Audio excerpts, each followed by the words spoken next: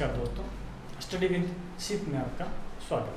अब तक हमने स्वर संधि पर चर्चा कर चुके हैं। अपनी संधि का जो दूसरा प्रकार है वो कौन है? आज लेंगे अपने उसको व्यंजन संधि। व्यंजन संधि तो हमने वर्गों के योग करवाया। जब वर्गों का अपने क्या करवाया, योग करवाया, तो वहां से अपने पास व्यंजन संधि की क्या निकल गई थी, परिभाषा निकल गई थी। वो क्या थी? क्या था भाई? व्यंजन के साथ किसका योग हो? स्वर का हो। व्यंजन का योग किसके साथ हो? व्यंजन के साथ हो। और स्वर का योग किसके साथ हो? व्यंजन के साथ हो। यानी कि कहने का तात्पर्य क्या कि व्यंजन का योग किसके साथ? स्वर के साथ। और व्यंजन का योग किसके साथ? व्यंजन के साथ। और स्वर का योग किसके साथ? व्यंजन के साथ से उत्पन्न होने वाला ही विकार है वो क्या कहलाएगा? व्यंजन संधि कहलाएगा। तो व्यंजन संधि को समझने से पहले इसकी कुछ शब्दावली है जिससे अपने क्या करते हैं, इनका संधि विच्छेद करते हैं, उस समय क्या करते हैं, इनका उपयोग करते हैं। कई बार अपने देखते हैं किसी एक वर्ण के स्थान पर दूसरे वर्ण को लगा देते हैं, कहीं से किसी वर्ण को क्या कर देते हैं, गायब कर देते हैं। और कई बार देखते हैं कि किसी वर्ण का क्या हो जाता है, आगमन हो जाता है। तो इसकी जो शब्दावली है उस पर अपने चर्चा करेंगे।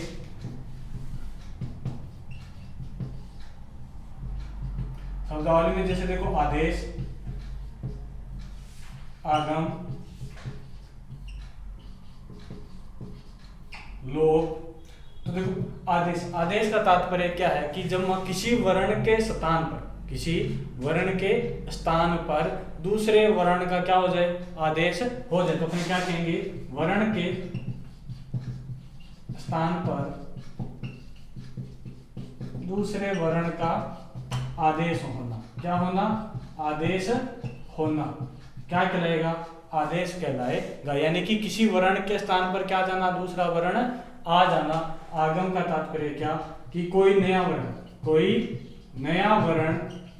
आ जाना। कोई नया वर्ण आ जाना या कोई नए वर्ण का क्या हो जाना, आगम हो जाना।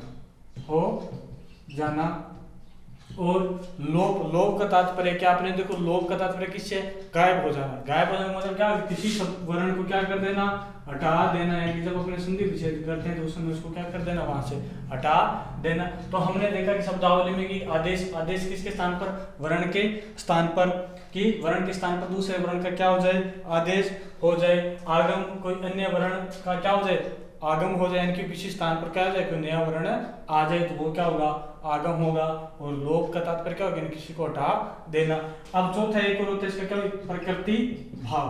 प्रकृति भाव का तात्पर्य क्या है कि अपने को जैसा दिखाई दे रहा है, जैसा अपने को दिखाई देता है वैसा ही उसके रूप में वापस पुनः लिख देना ही क्या है, प्रकृतिवाद कहलाता है। तो देखो आदेश, आगम, लोप और प्रकृतिवाद को अपने कुछ उदाहरणों से समझते हैं। जैसे देखो कि संस्कृत, मैंने उदाहरण लिया, क्या लिया नाम भाई? संस्कृत का हमें पता है कि जब संधि विच्छेद करते हैं तो क्या आता है, सम प्लस कृत। सम प्लस क्या आता है, कृत आता है।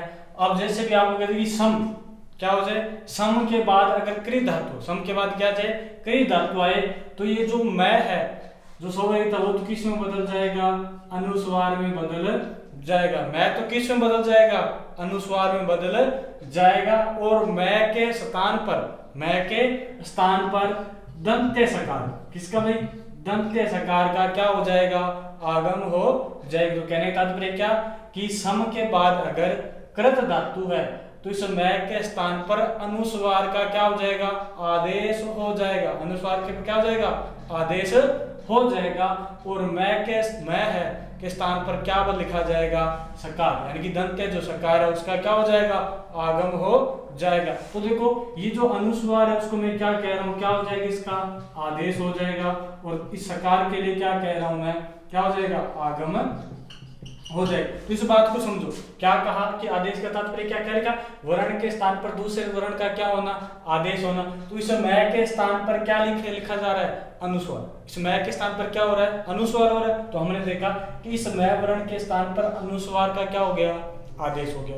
तो और मैं के स्थान पर क्या लिखा जाएगा, सकार, सकार दंत यानी कि मैं की समझ रहा है, सकार दंत मतलब यानी कि शाय का क्या हो रहा है, यहाँ आगम हो रहा है कि इसमें देखो सम प्लस कृत में शाय सकार नहीं है, तो देखो मैं शाय का क्या हो रहा है, आगम हो रहा है। तो क्या आगम का तात्पर्य क्या हो गया कि कोई नया वर्ण क्या हो आए या अपने तरफ से क्या हो लिखा जाए तो वो क्या कहलाएगा, आगम कहलाएगा। तो देखो संस्कृत सम प्लस क्या कृत, इसमें जो अनुस्वार बना वो तो क्या कहला रहा है, आदेश कहला रहा है। और जो मैं के स्थान पर सकार दंत जो सकार है उसका आना ही क्या कहला रहा है, आगम कहला रहा है।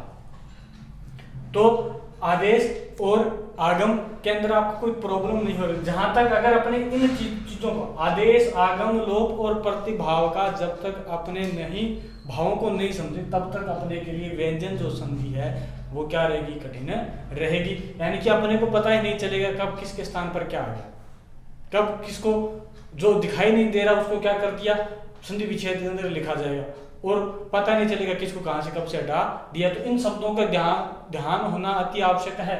यानी कि आदेश क्या होता है, आगम क्या होता है और लोप क्या होता है। आदेश क्या हो गया कि वर्ण के स्थान पर, यानी कि वर्ण के स्थान पर दूसरे वर्ण का क्या करना, लिखना ही क्या कहलाएगा, आदेश कहलाएगा।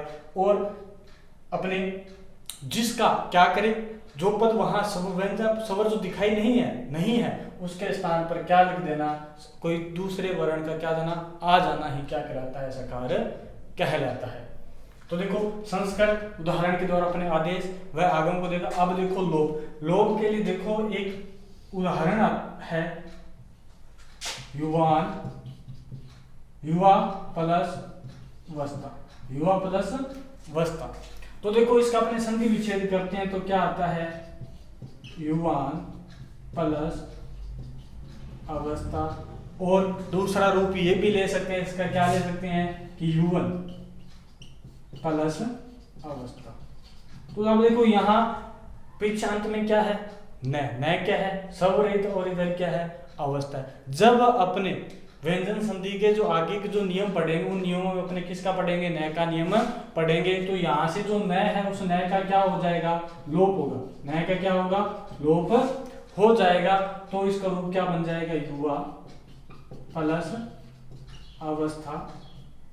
ये क्या कहलाएगा, युवा अवस्था, क्या कहलाएगा ये, युवा अवस्था। तो अब तक अपने देखा कि आदेश आगम व लोप को। अब देखो प्रकृति भाव क्या है।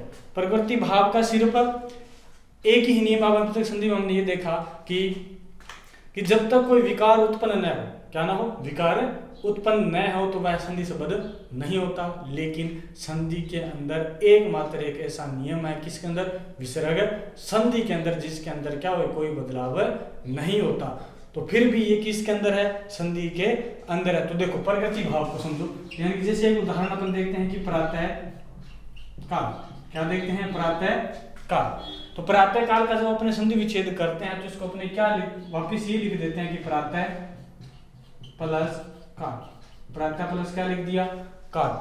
तो देखो प्रातः काल का वही रूप अपने को दिखाई दे रहा है, तो उस भाव को क्या कहेंगे, प्रकृति भाव। यानी कि जैसे का वैसा, दिखा ही देना ही क्या है, प्रकृति वाद है। तो अब तक अपने देखा क्या भाई, आदेश, आदेश का मतलब क्या हो गया कि वर्ण के स्थान पर दूसरे वर्ण का क्या हो जाना, आदेश हो जाना। आगम, आगम का तात्पर्य क्या हो, कोई नए वर्ण का क्या हो जाना, आगम हो जाना या आ जाना। लोप, लोप का तात्पर्य क्या हो गया, हटा देना। और प्रकृति भाव का तात्पर्य क्या हो गया, जैसा है वैसा ही। तो जैसे संस्कृत शब्द है, संस्कृत हम देखा कि सम प्लस क्या है, करता है। इसके अंदर अनुस्वार और दंत्य सकार के कारण इसके अंदर दोनों ही आदेश भी हो रहा है और क्या हो रहा है, आगम भी हो रहा है। युवावस्था के अंदर हमने देखा जो नए स्वर है, नया वर्ण है, उसका क्या हो रहा है भाई, लोप हो रहा है। तो आगे देखो, तो अब अपने व्यंजन संधि के जो नियम हैं उन नियमों के आधार पर चर्चा करेंगे। व्यंजन संधि के कोई प्रकार नहीं होते, व्यंजन संधि है वो नियमों के आधारित पर बनी हुई है और उन्हीं नियमों को अपने अलग अलग भागों के रूप में बांट करेंगे, क्या करेंगे, पढ़ेंगे। जैसे मान लो कि व्यंजन का योग स्वर के साथ हो रहा है, व्यंजन का योग व्यंजन के साथ हो रहा है। तो देखो अपना नियम नंबर 1, नियम नंबर 1 अपना क्या कहता है, ये कहता है कि मान जैसे कि यदि वर्ग का प्रथम वर्ण के बाद या साथ सघोष वर्ण का योग। क्या कहा मैंने कि यदि वर्ग का प्रथम वर्ण के बाद सघोष वर्ण का क्या हो योग। इसमें भी एक बात देखो, क्या पांचवा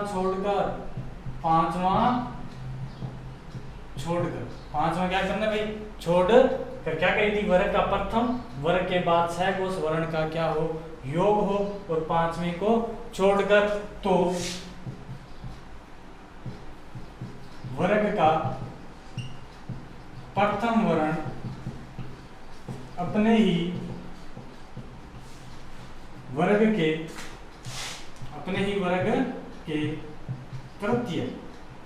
तृतीय वर्ण में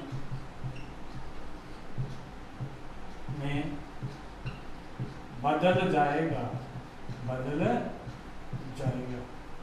तो मैंने क्या कहा कि यदि वर्ग का वर्ग के प्रथम वर्ण के बाद क्या हो सघोष वर्ण का क्या हो योग हो, उसके अंदर ही क्या पांचवा छोड़कर, तो वर्ग का प्रथम वर्ण अपने ही वर्ग के तृतीय वर्ण में बदल जाएगा।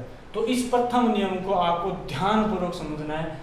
देखो क्या कह रहा है कि वर्ग का प्रथम वर्ण कौन से भाई, सघोष। अब हमें पता होना चाहिए कि सघोष वर्ण कौन से होते हैं। तो देखो कि सघोष वर्ण कौन सा, यानी कि प्रत्येक वर्ग का तीसरा, चौथा और पांचवा, इसके साथ यह, र, ल, व, है, और प्लस क्या भाई सभी स्वर, प्लस क्या सभी स्वर, प्लस क्या सभी स्वर। तो सघोष वर्ण कौन से होते हैं कि वर्ग का तीसरा, चौथा, पांचवा, यह, र, ल, व, है, और साथ में सभी स्वर क्या कहलाते हैं सघोष कहलाते हैं। तो देखो भाई इतनी बड़ी चीज को अपने नहीं लिख सकते, ना ही अपने क्या कर सकते हैं याद कर सकते हैं। तो इसको देखो अपने छोटे रूप में याद करें। जैसे क्या कहा कि वर्ग का प्रथम वर्ण, तो ले लिया भाई, ये देखो ये वर्ग का क्या रहा प्रथम वर्ण के बाद किसका भाई सघोष का, तो ये लो प्लस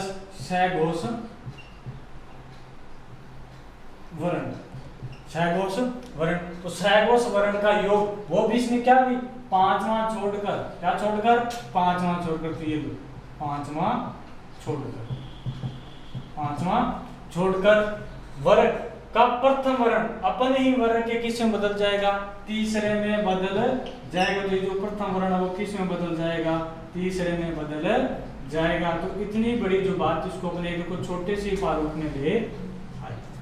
क्या भाई कि प्रथम वर्ण के बाद सघोष वर्ण जिसके अंदर क्या भाई पांचवें को छोड़कर योग हो, तो प्रथम जो वर्ण है योग वो किस में बदल जाएगा, तीसरे में बदल जाएगा। प्रथम किस में बदल जाएगा, तीसरे में बदल जाएगा। तो जैसे एक उदाहरण ये हो गया। अब अपने को एक चीज दिखाई दे रही कि सर पांचवा भी एगोस, पांचवा में भी क्या है एगोस है। आपने यहाँ देखो यहाँ लिख रखा है, इसको क्यों छोड़ा।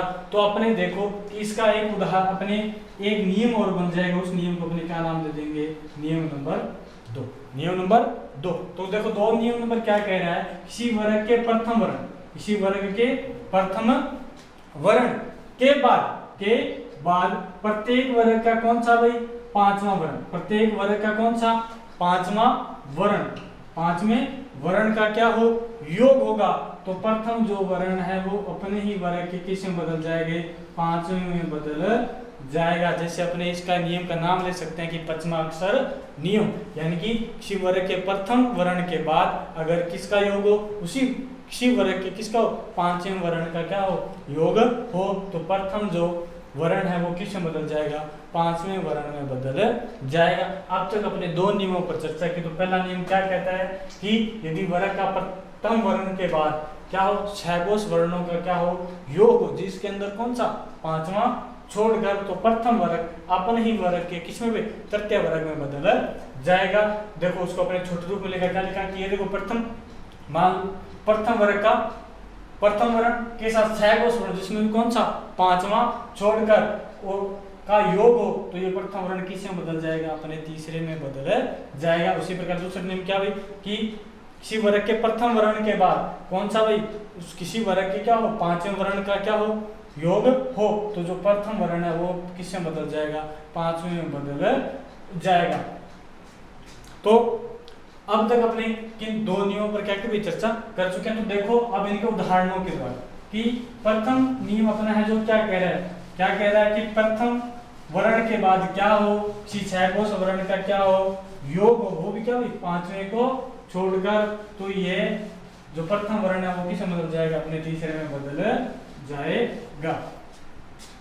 जैसे उदाहरणों को देखो, सदाचार, क्या लिखा, सदाचार, सदाचार, सदाचार का अपने संधि विच्छेद करेंगे तो देखो क्या होगा, सत प्लस आचार, सत प्लस क्या होगा, आचार, सत प्लस क्या हो जाएगा, आचार। तो इधर देखो अपने को ये पता है कि हाँ सदाचार के ये क्या होगा, सत प्लस आचार। अब मान लिया कि अपने को ये भी नहीं पता कि सदाचार का संधि विच्छेद क्या होता है, सत प्लस आचार होता है, सत प्लस क्या होता है, आचार होता है। तो ये आया कैसे, उस चीज को देखो कि सदाचार शब्द है उसको पूरे को खोलो, जैसे स है, स के साथ क्या छुपा हुआ है, छ को सवरित किया तो बाहर क्या निकल गया, उसी प्रकार क्या है, द से बाहर क्या निकला, आ, द से बाहर क्या निकल गया, आ निकल गया, और उसी साथ क्या है, च को से आ क्या गया बाहर, और पीछे क्या है, र से क्या आ गया।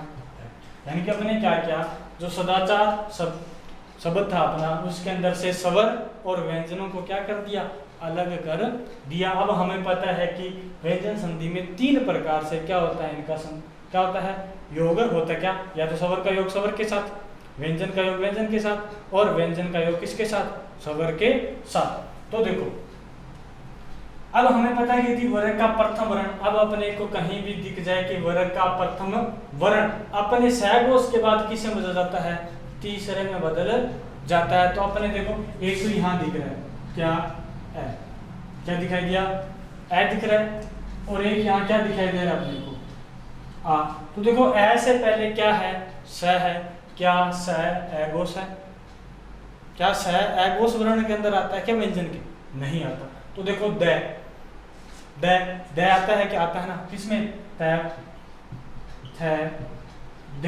हमने देखा तय वर्ग, हमने देखा कि तय वर्ग के अंदर क्या आ रहा है भाई, द आता है, तय वर्ग के अंदर क्या आ रहा है, द आ रहा है। तो हमने देखा कि ये द है जो इसका कौन सा है, तीसरा, इसका कौन सा है, तीसरा, और उसके आगे योग किसका हो रहा है, सहघोष, और कैसा है ये, सहघोष भी है, कौन सा क्या हो रहा है इसका, सहघोष भी। तो हम इसका क्या कर देंगे, संधि विच्छेद, देखो इधर तो क्या हो जाएगा, ये स और ए का जोड़ा तो क्या बन गया, स, द है, द किस में बदल जाएगा, तीसरे में, तो ये रहा तीसरा सब क्या हो गया, सच। और देखो प्लस का प्लस, अब देखो आ, च और र, अब देखो इस च के अंदर ए को जोड़ा तो च पूर्ण हुआ, इसको जोड़ा तो क्या हो रहा है, तो प्लस क्या कर देंगे, आ प्लस च प्लस र, तो क्या बन गया अपने पास, सत प्लस आचरण, सत प्लस क्या हो जाएगा,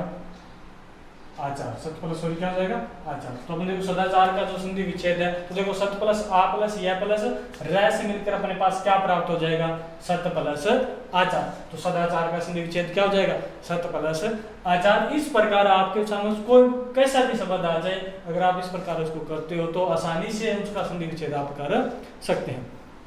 वैसे आगे अबज, अबज का अपने संधि विच्छेद करेंगे तो क्या हो जाएगा, अप प्लस ज, और अप का अर्थ क्या होता है, जल, अप का अर्थ क्या होता है, जल, और जय का अर्थ क्या होता है, जन्म देने वाला, जन्म देने वाला या जन्म लेने वाला। तो देखो भाई जल में जन्म देने वाला, जन्म लेने वाला क्या है, तो देखो अबज है वो किसका प्रवाचक हो जाएगा, कमल का, किसका हो जाएगा, कमल का। यानी कि जल के अंदर किसका जन्म हो रहा है, कमल का, जल के अंदर किसका जन्म हो रहा है, कमल का। इसी प्रकार अबध, देखो अबध का अपने संधि विच्छेद करेंगे तो क्या हो जाएगा, अप प्लस द। तो देखो वह है वो किस में बदल गया, अपने के पहले तीसरे किस में बदल रहा है, पहले के अंदर बदल रहा है। और अब का अर्थ ही क्या होता है, जल। अब का अर्थ क्या होता है, जल। और दया का अर्थ का तात्पर्य किससे लेंगे, अर्थ का अपने देने से। किससे, देने वाला। किससे भाई, देने वाला। तो देखो जय तो क्या हो गया, जन्म देने वाला, और दया का अर्थ क्या हो गया, देने वाला। दया का अर्थ क्या हो गया, देने वाला। तो अपने कैसे जो अबध है वो किसका पर्यायवाची हो जाएगा, बादल। यानी कि जल को कौन देता है, बादल। जल को कौन देता है, बादल। तो इस अबध का पर्यायवाची क्या हो जाएगा, बादल हो जाएगा।